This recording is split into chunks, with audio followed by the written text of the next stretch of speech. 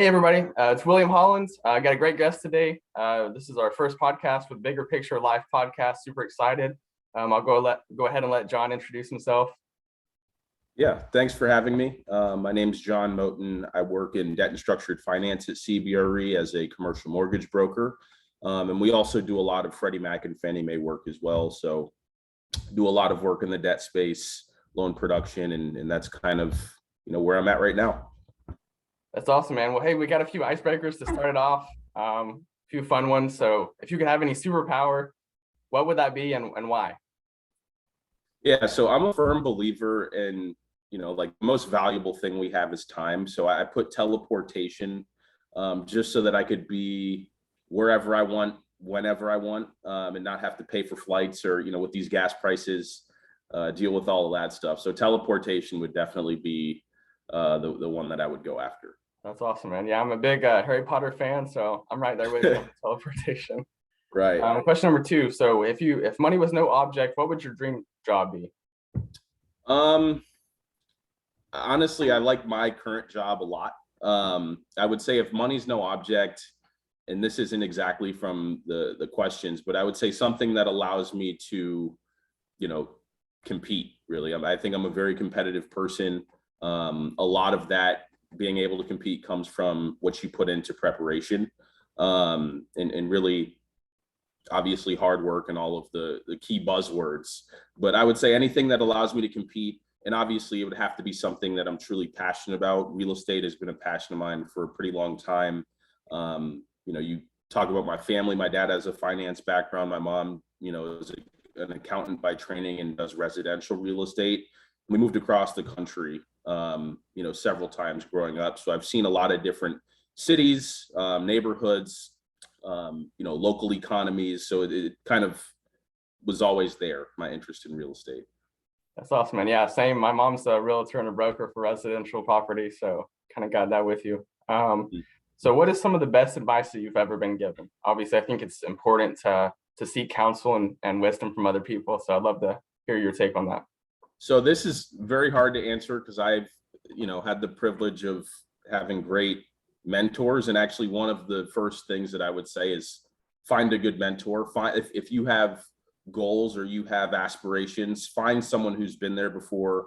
And even if what they're telling you think it's wrong, it's still important to hear different perspectives in the same space that you're trying to work in, because not everyone's going to have the same experience or opinion or background.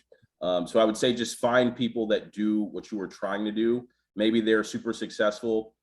I think you can also learn a lot from people who maybe haven't been successful. You could learn from other people's mistakes. So, obviously learn from other people, trust yourself. That was some of the best advice that I've ever had. I think we put all this time into going to school, learning as much as we can, reading all these books, watching all these podcasts, YouTube videos, reading the Wall Street Journal and all these other news sources to just become an expert at whatever. But when it comes time to perform, starting out, it can be a bit intimidating.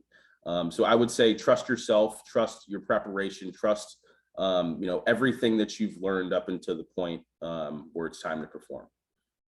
Oh, I love that, dude. And really glad that you've got great mentors. Obviously that's already got you to where you are now. And I think there's great things to come in your future. So I'm super excited to just do this journey with you, man. So if you had a must-read book that you'd recommend to other people, what would that be? So this is hard. And so I really went the basic route and said, How to Win Friends and Influence People by Dale Carnegie. That's classic, old school business book, teaches people how to develop relationships, manage relationships, connect with different kinds of people, maybe if they have the same or differing opinions from yours. So I think that's a good starting point. And then depending on what your focus is, there's all kinds of great books out there. Above all else, I would just say read. Yes, sir, for sure. So if you have one goal to accomplish in the next 365 days, what is that goal? So with my boss and with my company, and it's very common for us to set a list of short-term and long-term goals at the beginning of every year. And if you don't do that, I definitely recommend that, and not you specifically, I'm saying for anyone listening, if you don't do that, do that. I think for me, there were a lot of things. I've reached some of those goals already before, you know, the year was halfway over. So now I'm trying to reevaluate and expand upon what I wanted to do at the beginning of the year. But I think big picture in terms of my career trajectory, something that's measurable and based off of numbers and is quantifiable, it's promoting earlier than what is expected of me to promote, for me to promote to the next level, which is an honorary title at CBRE. I have to do a certain amount of production on average for a span of 3 years. Okay. I want to be able to promote in under 3 years and continue to add value to the company and my team. Definitely, man. Yeah. And something like I'm super passionate about dreaming and setting goals. And, you know, one of those things is like, man, like goals are meant to be accomplished and dreams are meant to be realized, you know? And so it's like, let's set this goal, let's meet this goal, and then let's make some new goals. Exactly. So that's one thing. That's a great comment. That's a really, dreams are meant to be realized. That's a great comment. Because if you're so focused on, you know, big picture, the destination, you might overlook some things in the process, which is really the most important thing when you think about reaching goals or you know, accomplishment. It's all about what you do day to day to get to where you want to be, not necessarily, oh, I did X, Y, and Z and got here magically. Usually that's not how it works. So focus on the little things, celebrate the small victories because they do add up. And that's really probably the most important thing I'll say on this call. For sure, man. Yeah, and as I was going through some of your answers to the questions, that was one of the things that I really liked the most, and I definitely wanted to touch on that. You know, it's like, I asked you, like, what are some of your favorite accomplishments? And you said all of them, you know, because like every single thing is awesome. You know, I like all the small victories, like, you know, and I just love that attitude and that mentality. Like, that's something I think that everybody can learn from. Yeah. And I don't say all these things to say, like, you know, not every day is going to be a good day. Not every month or year, whatever it is going to be what you want it to be. And I think that's part of the reason why it's important to celebrate the small things. For me, that means having somewhat of a routine. You know, being a broker, my experience is that no 2 days are going to be exactly the same. You might have a loose regiment that you like to follow, you know, but that is really important for me. Like waking up in the morning, you know, making the bed, walking my dog, that's a task that I've completed. I view that as a victory. You know, cold calling. If I have, you know, 100 people that I need to call and 2 pick up, you know, not the result I want, but those 2 people that picked up, that's an opportunity. I could have conversations with those people moving forward and maybe add value to whatever they're doing. So I think, you know, be optimistic and celebrate the small things because every rep is important, even the bad ones you learn from. Definitely. Yeah. And that's something I've learned as well. Like, you know, I'm on this journey and I have big dreams and big goals. But it's not so much about the destination as it is the journey. You know, the destination it's going to take a long time to get there and it's probably going to be short lived. You know, it's like I watched the NBA finals and those guys, you know, they won the championship, the Golden State Warriors. And, you know, the next day they're already thinking about the next one, you know, so it's like, let's enjoy the journey and let's enjoy the relationships and the connections that we make and the memories that we have along the way. And I guess I don't want to derail the conversation, but one thing, a common trait that I've seen from a lot of people, you know, whether it's athletes, actors, academics, you know, they're not complacent at all. You know, I think it was actually Matthew McConaughey had said something in an award ceremony where he told a story about how someone had asked him, you know, who do you look up to? And he said, I'm not sure. Let me get back to you. And when he got back to the person, he said, I look up to myself in 10 years. And then 10 years later, the same person had asked him, so who do you look up to now? It's been 10 years. And he's like, I look up to myself, you know, another 10 years from now, because, you know, it's the people always wanting to do better for themselves. It's the people always wanting to push themselves. You know, from my experience and observation, those are the people that tend to do very, very well. You know, so while it's important to celebrate the small things and really all victories, all accomplishments, you know, if you're passionate about something, naturally, I think you're going to want to continue to do better, but push yourself. You know, if it doesn't propel you in whatever you're trying to do. I think it's big for personal growth as well. And it all kind of ties together in the grand scheme of things. For sure. So just to learn a little bit more about who you are and a little bit more of your journey so far, what are some of your favorite things to do for fun and relaxation? I love movies, love hanging out with my lady and my dog. Obviously, family and friends are huge in my life. You know, I think these past 2 years have been interesting because now that I'm no longer playing football, and now that I'm working and have a little bit more time on my hands compared to college where I didn't have any really spare time, I got into some old hobbies within the past year and a half or so, one of which was skateboarding. When I lived in California as a kid, I was really, really into it. For a kid, I was really, really good. And I had one of my best friends who's probably somewhere, on this list of questions.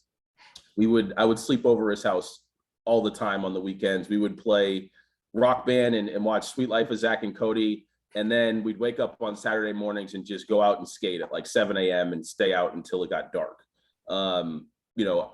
Besides football, I can't remember any other thing that I was that passionate about.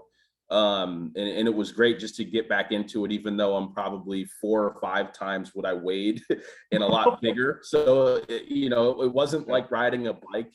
But I do find a lot of enjoyment in that. It's great cardio when it's warm outside. Obviously in Chicago, it's not always warm outside. But I thought it was great to kind of re-explore an old passion. Another old passion that I picked up about a year and a half ago is golf. I golfed a lot as a kid, once again, starting when we lived in California.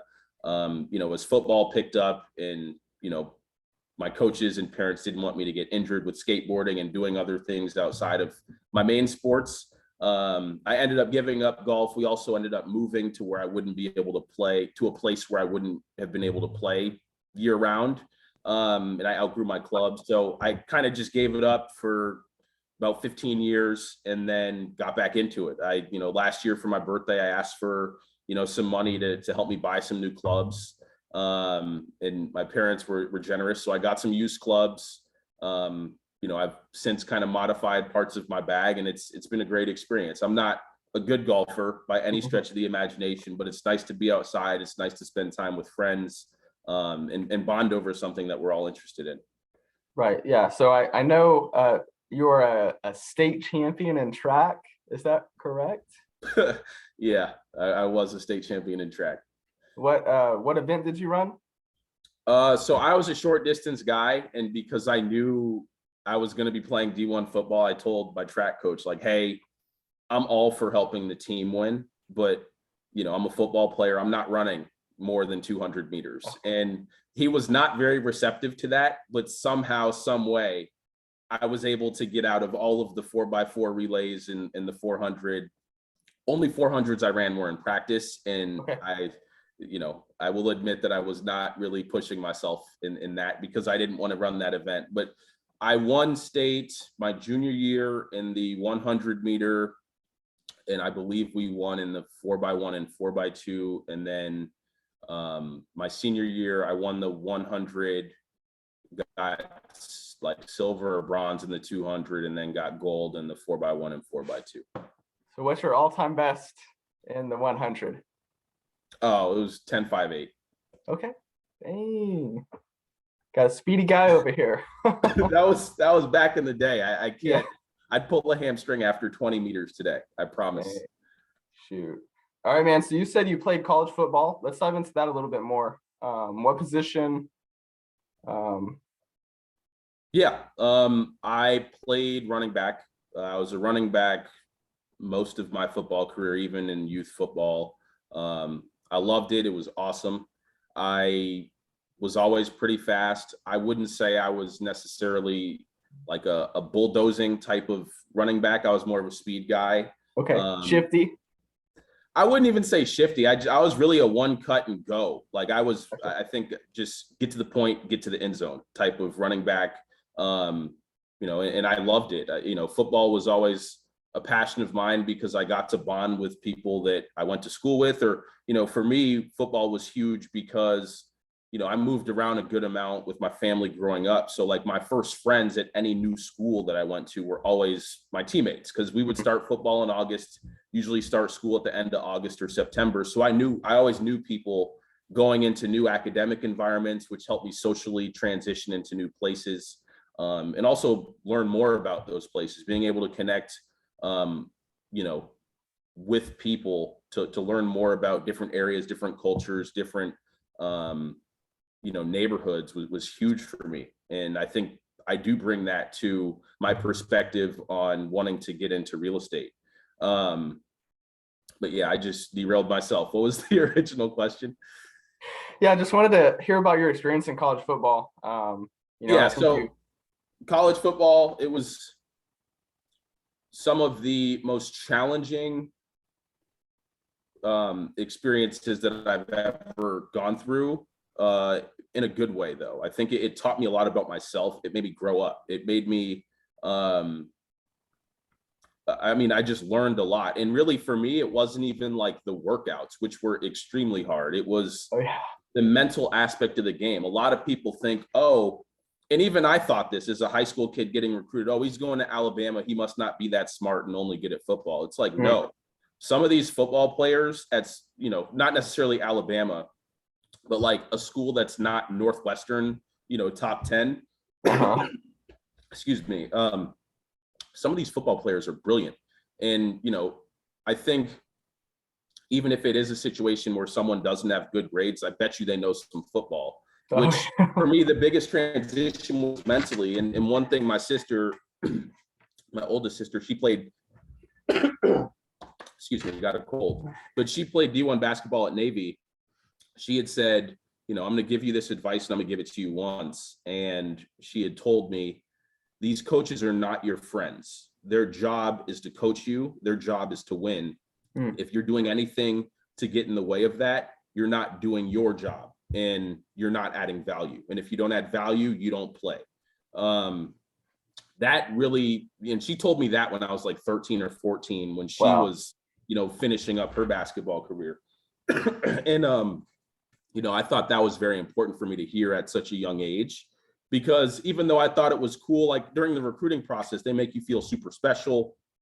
Everything's great. You get a lot of attention.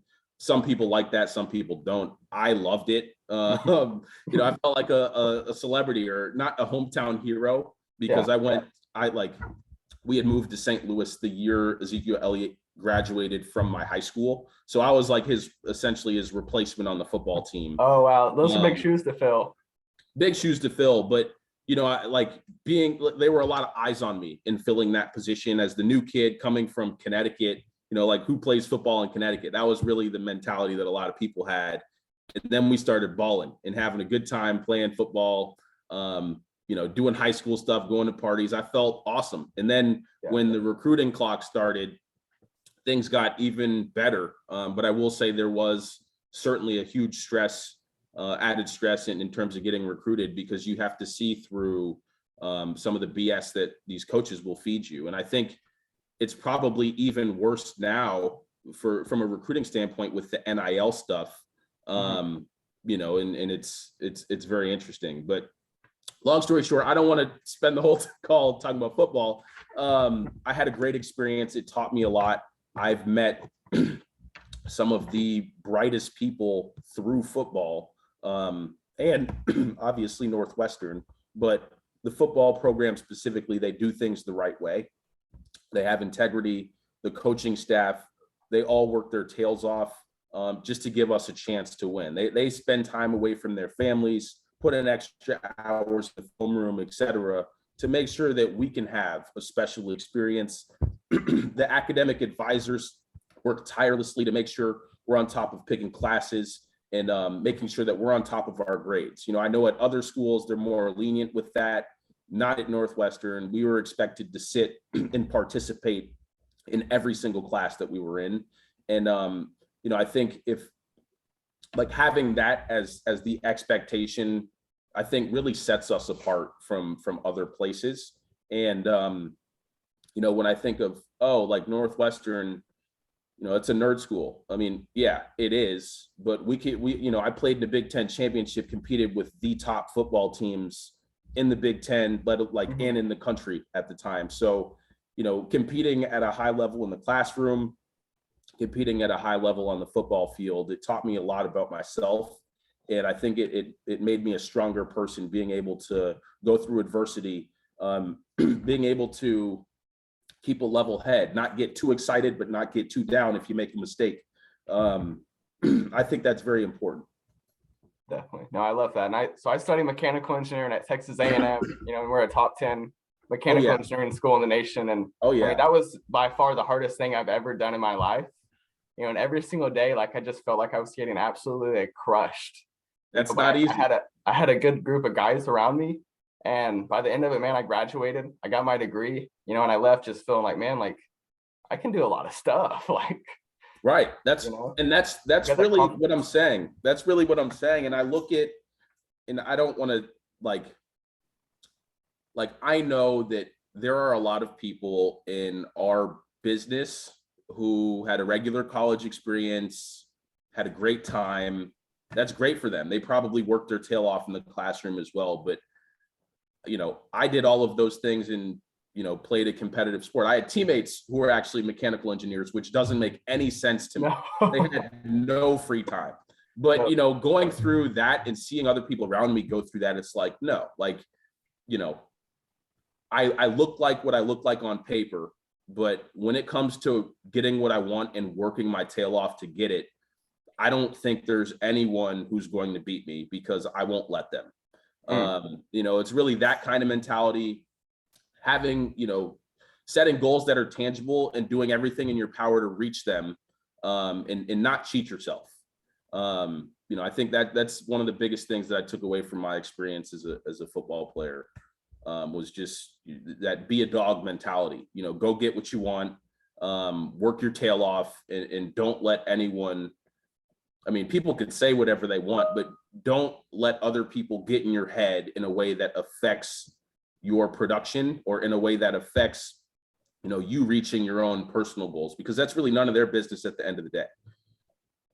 No, I like that a lot. So we're going to shift gears a little bit. I'd like to give you a chance to just give a shout out to any friends, family, anybody that has played a part that you really appreciate. I think it's important to express gratitude and always have that humble and grateful mindset, and also to be able to express that to other people. Is there anybody you'd like to shout out real quick?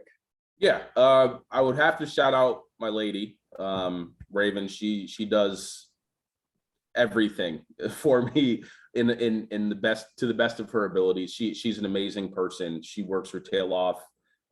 She's currently a PhD student at University of Chicago, pursuing a degree in molecular biology. So she's another STEM person. Smart. Yeah, she's very, very smart. Got to shout out my parents. They've made a lot of sacrifices for my sisters and I. They've also been great role models as people who are successful and do things the right way. My sisters, the oldest is a surface warfare officer in the Navy, currently stationed in Japan. She is tough as nails. She is one of the most resilient people I have ever met in my life. And seeing the things that she's been through, seeing her ability to, be effective in a high pressure environment. Obviously she was a phenomenal athlete as well. Obviously a great person to look up to. And then my other sister, she is amazing. She was always the smartest of the three kids. She always had the best grades. She recently moved back to New York City from London, where she was, working for her company, and basically did like a sabbatical type of program there. And they offered her a job with the same company because she did well. I think I wanted to shout out these people just because they're super, super, important in my life, and they've been great people to follow. And then also, I do a decent amount of nonprofit work in the city of Chicago. Two organizations that I do work for are Chicago Furniture Bank. They provide subsidized furniture to at-risk communities, such as veterans, homeless veterans transitioning into permanent housing, a lot of domestic violence victims, single mothers with children. They do phenomenal work. They're housing, I want to say, around 20 households per week. And they've made a huge impact in the city, and they've grown to be the largest furniture bank in the country within 4 years. So very impressive. One of my good friends, Andrew Witherspoon, was a co-founder. He went to University of Pennsylvania a year ahead of me. And he's a phenomenal guy, very interesting guy. And he's a very selfless and thoughtful person. Another organization is Urban Initiatives. Okay. They do work, I want to say they do work in about 70 Chicago public school, low-income Chicago public schools. They provide like before in school and after school programming, tracking kids from kindergarten through the 12th grade in the schools that they work in.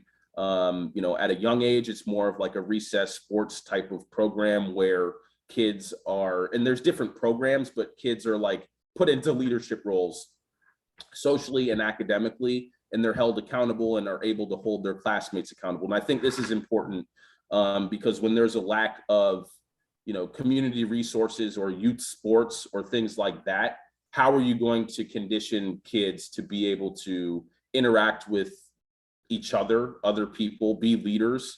They do great work. And, as they get older, they then are thrown into professional workshops where you talk to corporate executives. You get to, I remember Northwestern University had hosted them for, like a seminar where they bust these kids up to Northwestern's campus, and they talk to professors, they talk to, administrators to learn more about what does it mean to go to college? What does it mean to excel in an academic environment? And what are the expectations? How do I get here? And these are really important things to me, obviously to the community. And I think it whether these kids know it or not, it's going to really make a big impact on their perspective.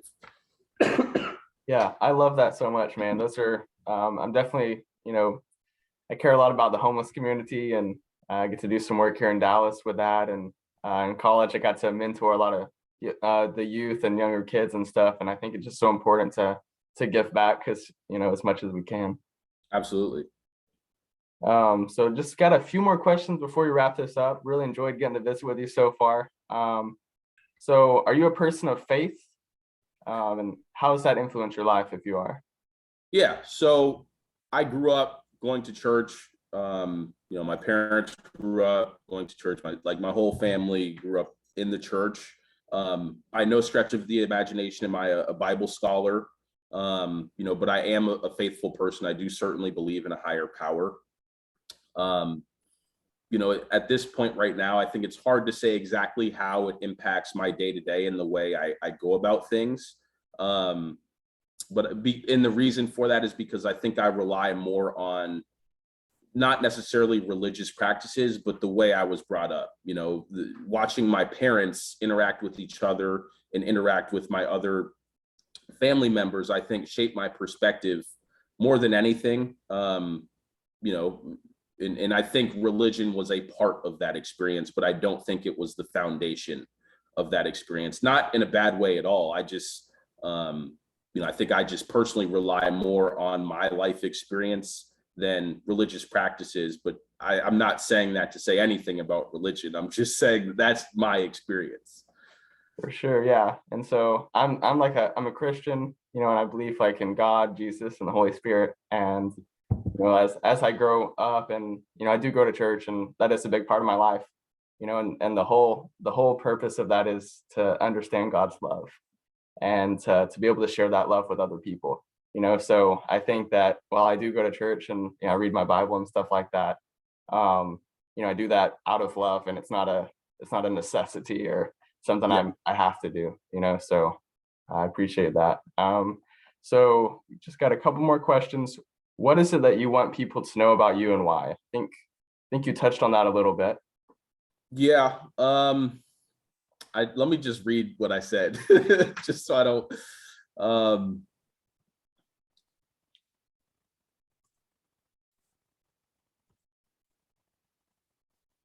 Sorry, there's a lot of text here. My apologies.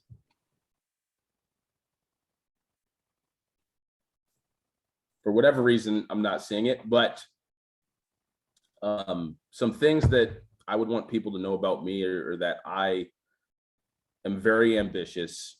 I don't think there's a ton of clear goals like, oh, I want to be a billionaire by age, whatever. It's not really like that. It's just I want to do good for myself and good for the people around me. I think that's really the most important thing. And while, like, for example,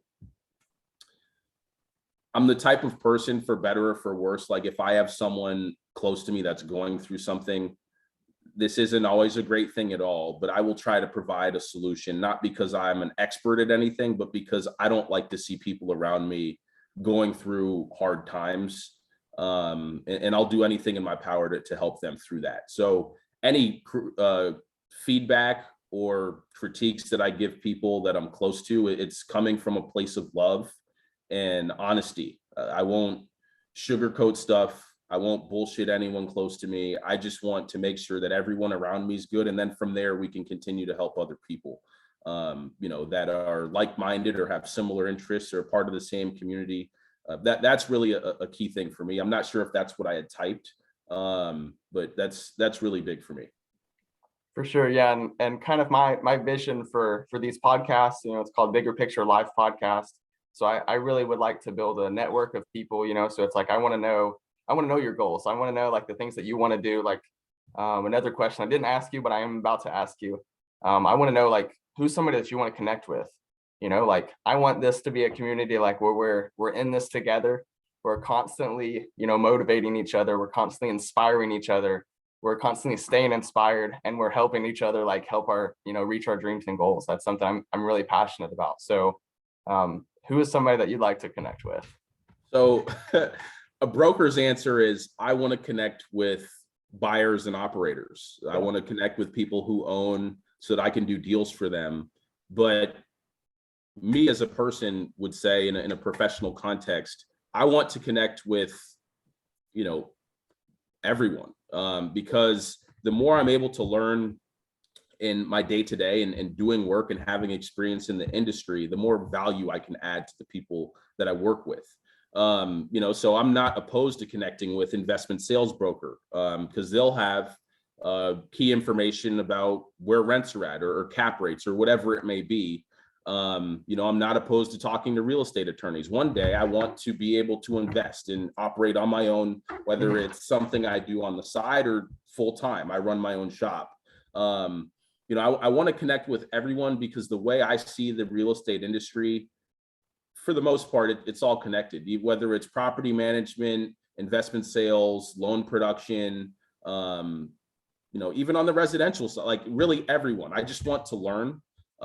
So I want to connect with any and everyone who's interested in having a conversation, just because I think I can add value if you want to learn something about what it means to take out a conventional loan or you're trying to invest in a real estate property or refinance a commercial real estate property. That is my area of expertise. And I know that there are a lot of other areas in the real estate industry that touch what I do and vice versa. So I'm really interested to connect with everyone, even if there's not a deal on the table. I want to have conversations just so that we could touch base, because usually in those conversations, I learn more than a business development conversation where it's like, hey, I noticed your loan's maturing.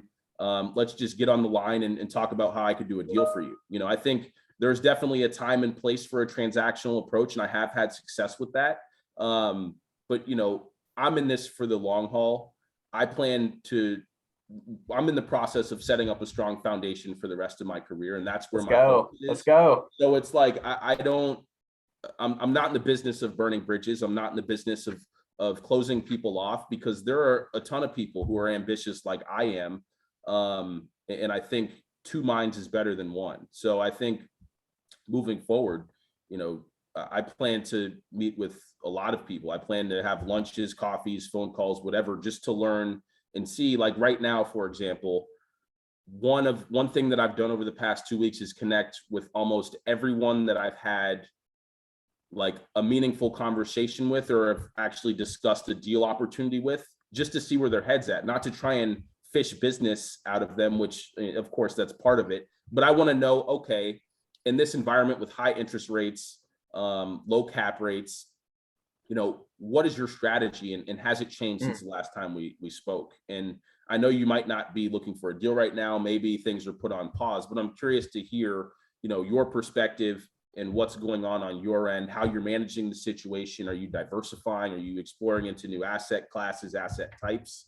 You know, and really those are the questions I think that are more meaningful than, hey, how can I underwrite this deal for you and get it done? It's like, no, I want to know what motivates you. I want to know what's a deal killer for you. I want to know, you know, what your strategy is, what your growth plan is, you know, what's your 5 to 10-year goals.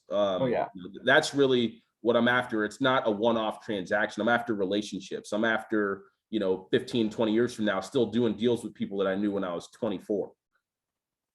No, I love that, man. And I think that, you know, this podcast, that's everything that you just spoke on. Like, that's what we're about. And so you're in luck. I have a real estate attorney and a securities attorney. Nice. Got both of those guys. So I'll put you in contact after this podcast, man. Love to get y'all talking.